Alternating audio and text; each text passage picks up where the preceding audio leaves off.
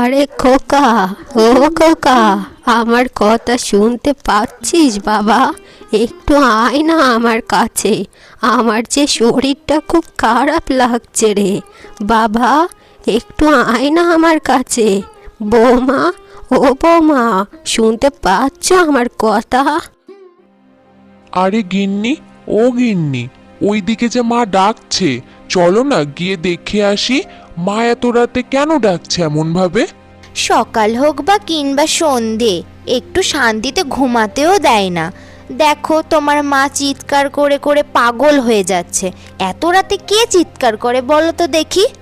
আরে গিন্নি, এমন ভাবে বলো না, ওটা যে আমার মা হয়। চলো দেখে আসি কি হয়েছে।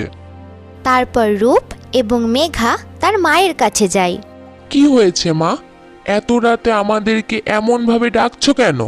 আরে বাবা, আমার যেন কেমন একটা শরীরের মতো হচ্ছে, তাই আমি ভাবছিলাম যে তোরা যদি এখানে একটু আমার কাছে বসিস তাহলে আমার যে একটু ভালো লাগবে রে বাবা। আরে মা, তোমার তো বয়স হয়েছে, তাই তোমার এমন লাগছে। আর আমরা যদি এখন তোমার কাছে সারা রাত বসে থাকি, তাহলে কালকে সকালবেলা আমাদের কাজে গেলে আমাদের কাজে যে মন বসবে না। তুমি শুয়ে পড়ো মা, আমরা এখন ঘুমাতে যাই। হ্যাঁ মা, আমরা তো তোমার পাশের ঘরেই আছি, তাহলে তুমি কিসের ভয় পাচ্ছ বলো তো? তোমার কিচ্ছু হবে না, আমরা তো পাশের ঘরেই আছি, যাও তুমি শুয়ে পড়ো। তারপর রূপ এবং মেঘা ঘরের মধ্যে চলে যায় ঘুমাতে। হে ভগবান, এই দুনিয়া তো স্বার্থের দুনিয়া, সবাই স্বার্থ ছাড়া আর কেউ কিছুই বোঝে না। তুমি আমাকে একটা সন্তান দিলে, তবে সে যে এখন আর আমার নয়, সে যে অন্য কারো হয়ে গেছে।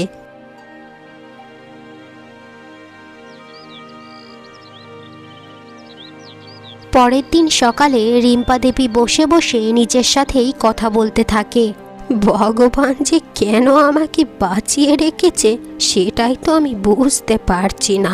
এদিকে বাড়িতে সব সময় বৌমা অশান্তি করেই থাকে, আর আমি কেন যে এখনো বেঁচে আছি তা কে জানে। হে ওপরওয়ালা, আমাকে উঠিয়ে নাও, আমি যে আর এখানে থাকতে চাই না, না হলে আমার ছেলের একটু সুবুদ্ধি দিয়ে দাও। তখনই সেখানে রিম্পা দেবীর বৌমা মেধা চলে আসে। এই বুড়ি, এই একটু দিনরাত শান্তিতে থাকতে দিবি না নাকি তুই? রাত হলেই চিৎকার করতে থাকিস, আর সকাল হলেই কি বিড়বিড় করতে থাকিস। কি হয়েছে বল তো তোর? একটু শান্তিতে থাকতে দিবি না নাকি তুই আমাদের? দেখো বৌমা, তোমরা তো সারা দিন রাত শান্তিতেই থাকো, আর আমি তো অনেক কষ্টের মধ্যে থাকি। আজকে যদি আমার স্বামী বেঁচে থাকতো তাহলে আমাকে এত কষ্ট পেতে হতো না। হ্যাঁ হ্যাঁ, বুড়ির কথা শোনো একবার। বুড়ো যদি বেঁচে থাকতো তাহলে তোকে নিয়েই চাঁদ দেখতে যেত, বুঝলি? সেই তো সকালবেলা ওঠার পর তোর মুখ দেখলেই আমার দিনটাই খারাপ যায়। কেন সকাল সকাল উঠে কি অন্য জায়গায় চলে যেতে পারিস না নাকি? বৌমা, তুমি এমনভাবে বলছো কেন মা? এত অহংকার ভালো নয়। মানছি তোমাকে সুন্দর দেখতে, তাই বলে এত অহংকার করা ভালো নয়। ওপরে যে বসে আছে সে কিন্তু সব কিছুই দেখছে। সকাল সকাল তোর জ্ঞান আমি শুনতে চাই না। আর শুনে রাখ, তোর মতো আমি বাড়িতে বসে থাকি না, আমার সংসারে আরও 10টা কাজ আছে।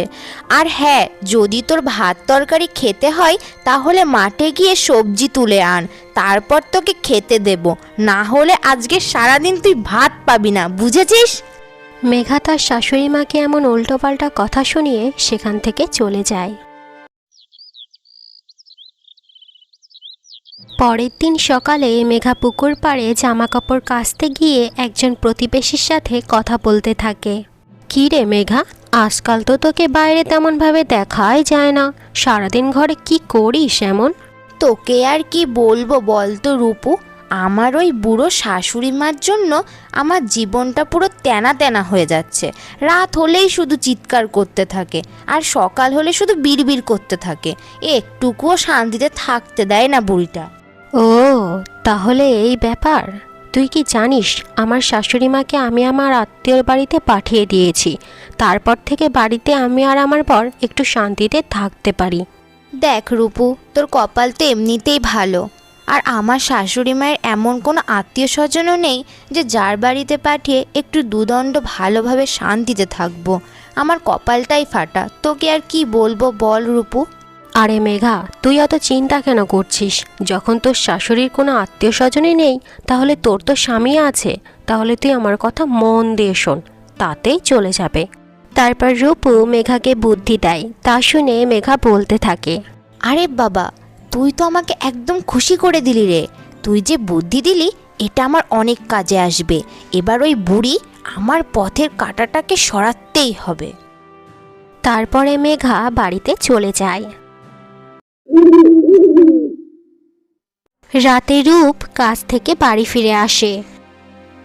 আরে ও গিন্নি, আমার যে খুব জোরে খিদে পেয়েছে, তাড়াতাড়ি আমাকে কিছু খেতে দাও। খিদে আর সহ্য করতে পারছি না গো। দেখো, এই বাড়িতে যার যখন খিদে পাবে সে তখন সে বানিয়ে নেবে। আর আমি চাকরানি নই যে সবাইকে খাবার বানিয়ে সবার মুখে তুলে দেব। যার খিদে পাবে সে নিজেই বানিয়ে খাবে, বুঝেছো?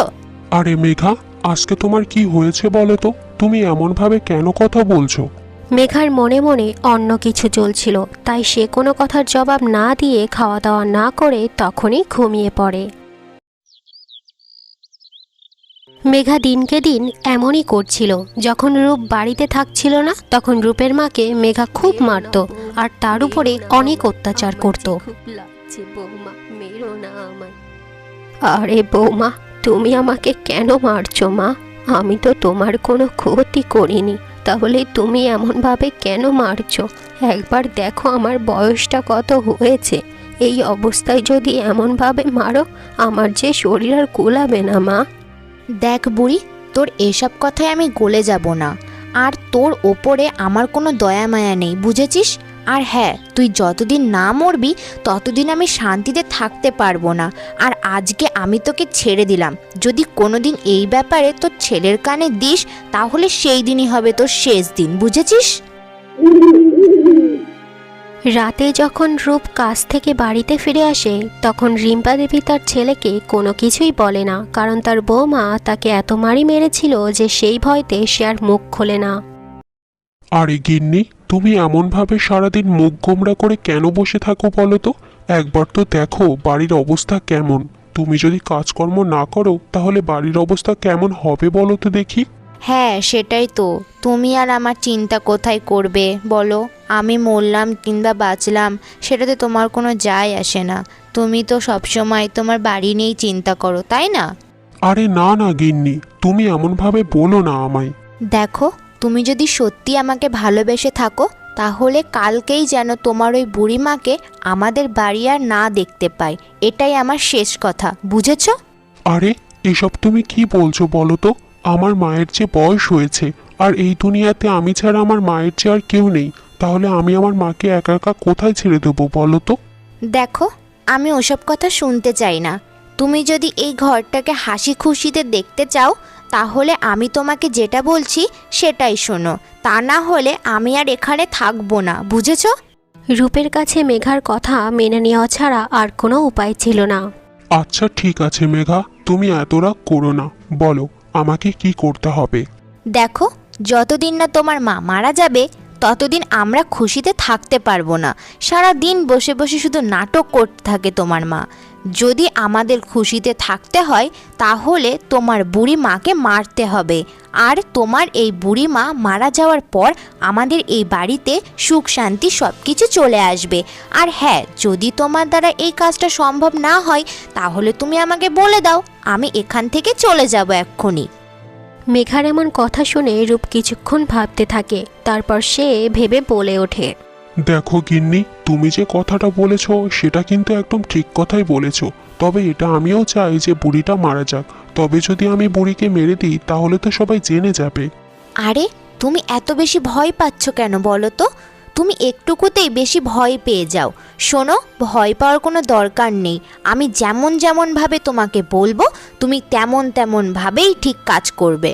তারপরে মেঘা কি কি করতে হবে না হবে তা রূপকে বলে এবং সব কথা বলার পর ঘুমিয়ে পড়ে।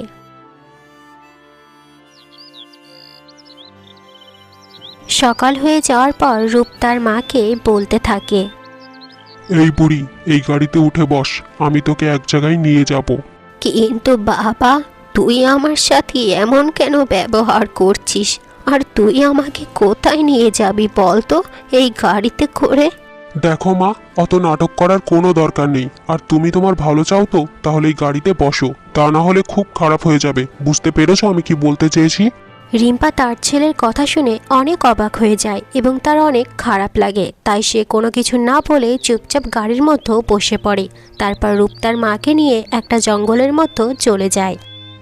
তারপর রূপ তার মাকে গাড়িতে বসিয়ে রেখে জঙ্গলের মধ্যে একটা চিতা তৈরি করতে থাকে তার মাকে পুড়িয়ে দেওয়ার জন্য। রিম্পা দেবী সব কিছু দেখার পর বুঝতে পারে যে কি হতে চলেছে। হা ঈশ্বর, তুমি আমাকে এ কেমন ছেলে দিয়েছ? এমন ছেলে দেওয়ার থেকে না দেওয়া উচিত ছিল তোমার, যে তার নিজের মাকে জ্যান্ত পুড়িয়ে দিতে চাই। ঈশ্বর, কেন আমার সাথে এমন করছো?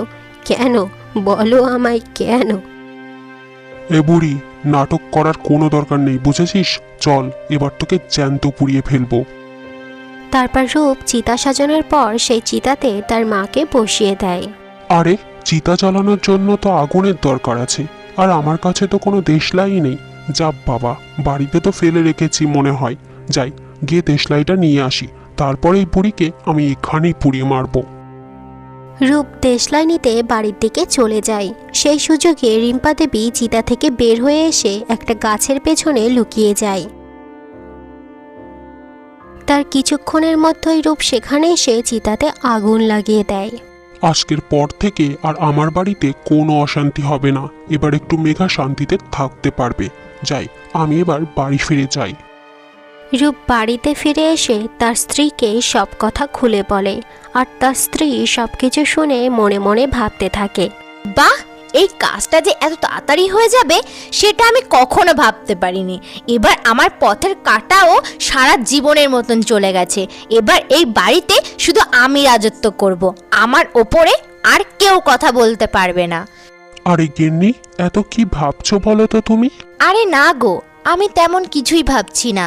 আমি তো এটাই ভাবছিলাম যে ওই বুড়ি মারা যাওয়ার পর থেকে দেখো বাড়িতে কত হাসি খুশি চলে এসেছে। এইবার তুমি শুধু দেখবে বাড়িতে কত টাকা পয়সা চলে আসবে। হ্যাঁ গিন্নি, তুমি একদম ঠিক কথাই বলেছো।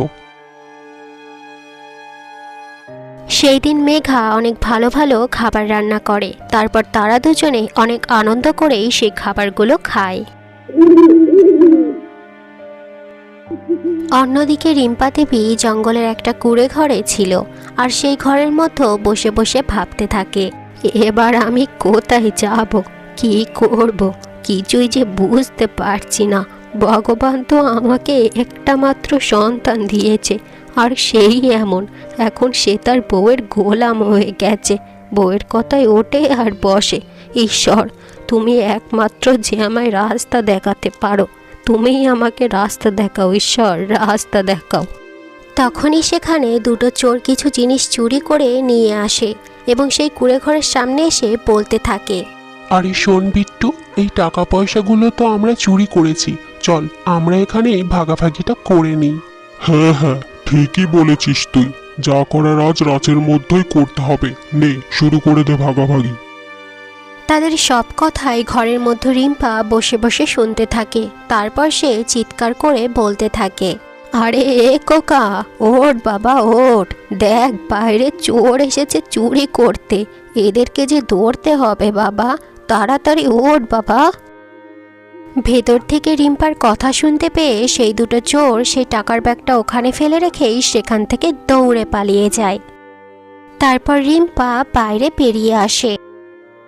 রিম্পা বাইরে বেরিয়ে এসে দেখে সেখানে একটা টাকার থলি পড়ে আছে।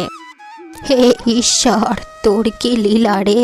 কিছুক্ষণ আগে আমার ছেলে আমাকে জ্যান্ত পুড়িয়ে দেওয়ার চেষ্টা করেছিল, আর একটু আগে আমি তোর কাছে ভিক্ষা চেয়েছি, আর দেখ এখন আমার সামনে কত বড় একটা টাকার থলি পড়ে আছে।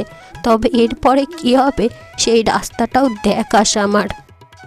তারপর রিম্পা দেবী সেই টাকার থলিটা নিয়ে সেই কুঁড়ে ঘরের মধ্যেই শুয়ে পড়ে।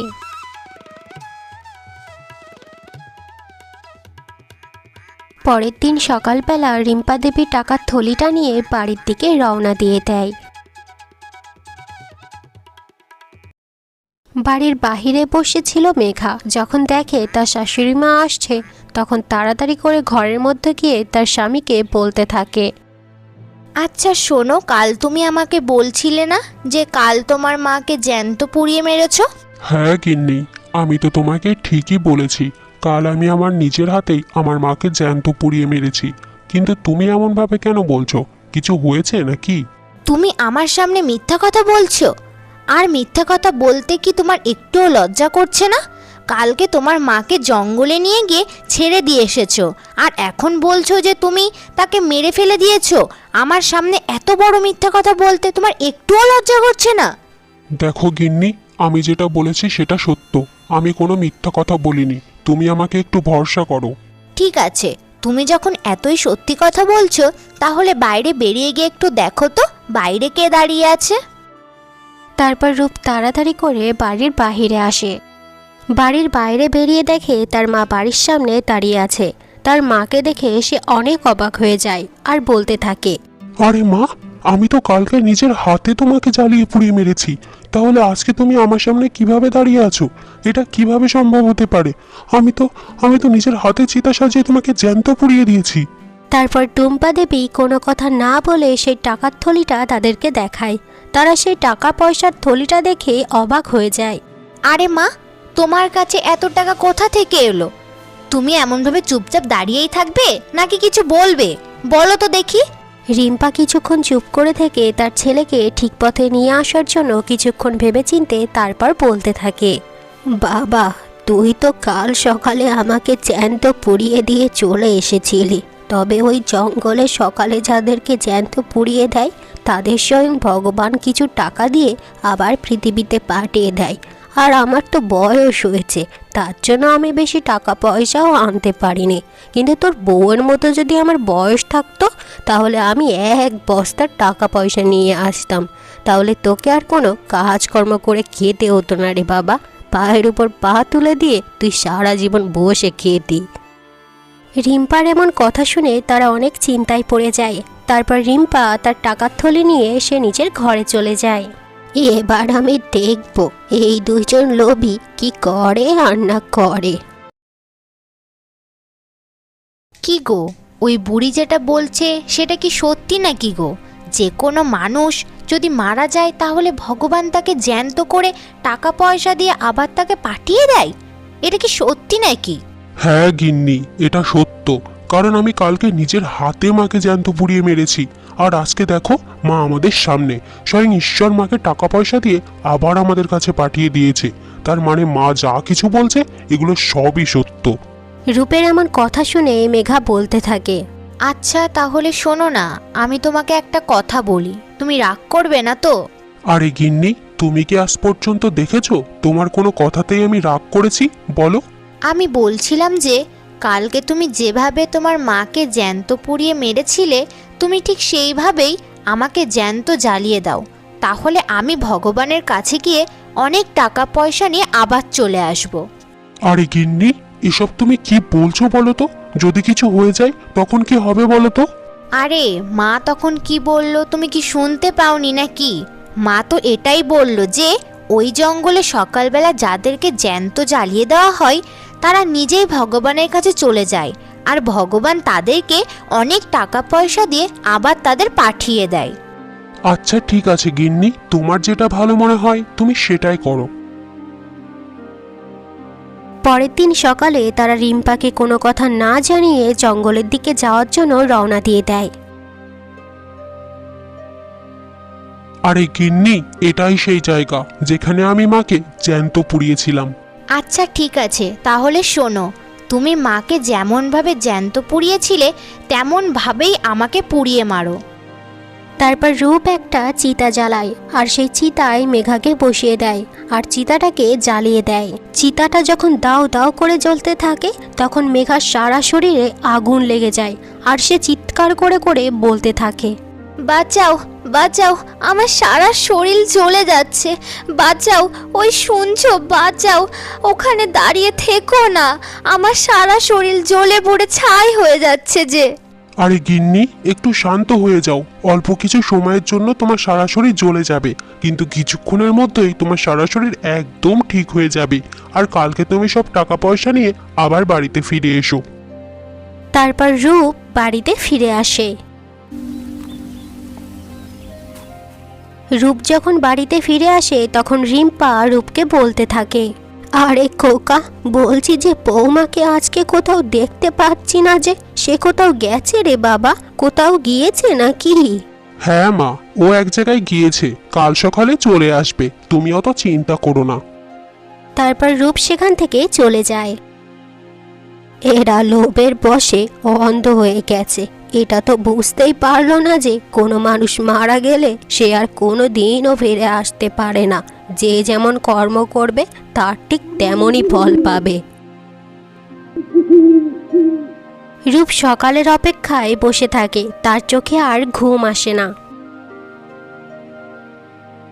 সকাল হয়ে যাওয়ার পর রূপ বাড়ির সামনে দাঁড়িয়ে থাকে যে মেঘা কখন বাড়িতে আসবে। এমনভাবে দেখতে দেখতে বেশ কিছু ঘন্টা কেটে যায়, সকাল থেকে বিকাল হয়ে যায়, তবুও মেঘা বাড়ি ফিরে আসে না। রিম্পা রূপকে চিন্তিত অবস্থায় দেখে তার ছেলেকে বলে ওঠে, আরে খোকা, তোকে এত চিন্তিত কেন লাগছে রে বাবা, বল না রে, তোর কি হয়েছে? তারপর রূপ তার মাকে সব ঘটনা বলতে থাকে যে কালকে জঙ্গলে কি কি হয়েছে। মা, কাল তো তুমি সকাল সকালই বাড়িতে চলে এসেছিলে, মারা যাওয়ার পর তুমি অনেক টাকাও নিয়ে এসেছিলে, কিন্তু এখনো পর্যন্ত মেঘা যে বাড়িতে ফিরলো না। আচ্ছা খোকা, এই ব্যাপার, ঠিক আছে, বৌমা যতক্ষণ না বাড়িতে ফিরছে ততক্ষণ একটা কাজ কর বাবা।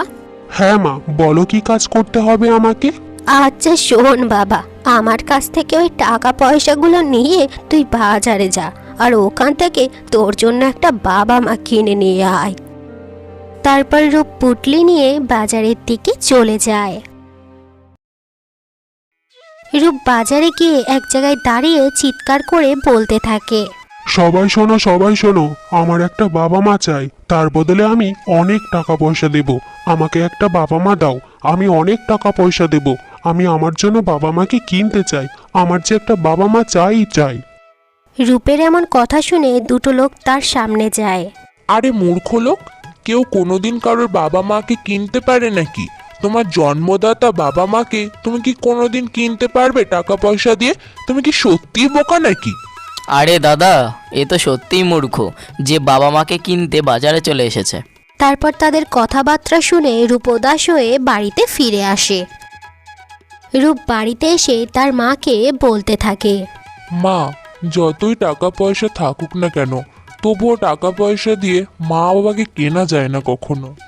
আচ্ছা, তাহলে তুই এবার বুঝতে পেরেছিস যে টাকা পয়সা দিয়ে মা বাবা কেনা যায় না, কারণ মা বাবা হচ্ছে অমর, তাকে কখনো কোনো জিনিস দিয়েই কেনা যায় না। আর তোরা কি করিস? মা বাবাকে ঘাড়ের বোঝ মনে করে তাদের সারাদিন ধরে অত্যাচার করিস, তাদেরকে জ্যান্ত পুড়িয়ে মারতে একটুও তোদের হাত কাঁপে না। আর তুই আমার সেই কুলাঙ্গারি সন্তান রে। রিম্পার এমন কথা শুনে রূপের চোখে জল চলে আসে। দেখ বাবা, কান্নাকাটি করে কোনো লাভ নেই, তুই যে তোর নিজের ভুলটা বুঝতে পেরেছিস এটাই অনেক বড়। তুই এই কান্নাকাটি বন্ধ করে আমার একটা কাজ কর, এই টাকার পুটলিটা নিয়ে তুই আবারও বাজারে যা, আর এবার একটা তোর জন্য বউ কিনে নিয়ে আয়। রূপ আবারও সেই টাকার পটলিটা নিয়ে বাজারের দিকে চলে যায়, আর বাজারে গিয়ে আবারও চিৎকার করে বলে ওঠে, সবাই শোনো, সবাই শোনো, আমার কাছে টাকা পয়সা ধন সম্পত্তি কোনো কিছুই কমতি নেই, তবে আমি একটা মেয়ে চাই যাকে আমি বিয়ে করব। রূপের এমন কথা শুনে দুটো বউ তার সামনে আসে। আরে বাবা, তুমি কি সত্যিই ধনী? তোমার টাকা পয়সার কোনো অভাব নেই? তুমি কি সত্যিই মেয়ে চাও বিয়ে করার জন্য? হ্যাঁ হ্যাঁ, আমি যেটা বলছি সেটা একদমই সত্যি বলছি। আমার কাছে টাকা পয়সার কোনো অভাব নেই, শুধু আমার একটা বউ চাই যে আমার মাকে সেবা যত্ন করবে, ভালোবাসবে, সংসারটা গুছিয়ে রাখবে এবং সবার সাথে মিলেমিশে থাকবে। তখন পাশের বউটা রূপকে বলতে থাকে, আরে ভাই, আমার একটা বোন আছে জানো তো, আর আমার বোনটা না খুবই ভালো। তুমি চাইলে ওকে বিয়ে করতে পারো আর একবার দেখেও আসতে পারো। ওর মতো মেয়ে এই দুনিয়ায় আর একটাও নেই। আরে দাঁড়াও দাঁড়াও, আমার মেয়ের সাথেই এই ছেলেকে বিয়ে দেব, তাই আমি ওনার সাথে কথা বলছি, আর মাঝখান থেকে তুমি তোমার বোনকে ডেকে নিয়ে চলে আসছো। তারা এমনভাবে ঝগড়া শুরু করে দেয়, আর তখনই রূপ বলতে থাকে, শোনো শোনো, তোমরা নিজেদের মধ্যে এমন ঝগড়াঝাটি বন্ধ করো। কালকে আমি আমার মাকে নিয়ে আসব, আর আমার মা যাকে পছন্দ করবে আমি তাকেই বিয়ে করব। তারপর রূপ বাড়ি ফিরে যায়। রূপ বাড়িতে ফিরে এসে তার মাকে সব ঘটনা বলতে থাকে, যে বাজারে কি হয়েছিল, এবং তার মা সব শুনে বলতে থাকে, কি রে খোকা, এবার তাহলে তো তুই বুঝতে পেরেছিস যে কোনোদিন তোর নিজের মা বাবাকে নিয়ে আসতে পারবি না, কিন্তু নতুন বউ বাড়িতে নিয়ে আসতে পারবি। হ্যাঁ মা, আমি আমার নিজের ভুলটা বুঝতে পেরেছি। আজকে যদি তুমি আমার চোখে আঙুল দিয়ে না বুঝিয়ে দিতে, তাহলে কোনোদিনই আমি আমার ভুলটা বুঝতে পারতাম না। তাই আমার ক্ষমা করে দাও মা। আমি ভগবানকে অনেক অনেক ধন্যবাদ জানাবো যে তোমাকে আবার আমার কাছে ফিরিয়ে দিয়েছে। কিন্তু মা, তোমার কাছ থেকে একটা কথা জানার খুব ইচ্ছা করছে। মেঘাকে যখন আমি জ্বালিয়ে দিয়েছিলাম, ও কিন্তু বেঁচে ফিরল না, কিন্তু মা, তোমাকে জ্বালানোর পর তুমি বেঁচে কিভাবে ফিরলে বললো তো দেখি। তারপর রিম্পা দেবী তার ছেলেকে এক এক করে সব ঘটনা বলতে থাকে। দেখ বাবা, তুই তোর বউয়ের কথা শুনে প্রথমবার আমাকে জ্বালিয়ে মারতে চেয়েছিলিস, তারপর আমার কথা শুনে তুই তোর বউকে জ্বালিয়ে দিয়েছিস। তবে একটা কথা বলি বাবা, কোনোদিন লোভ করে তাকিস না। এই পৃথিবীতে যখন এসেছিস তখন আনন্দ করে বেঁচে থাক। লোভ লালসা করা উচিত নয়। ভগবান তোকে যেটুকু দিয়েছে সেটুকুতেই খুশি থাক।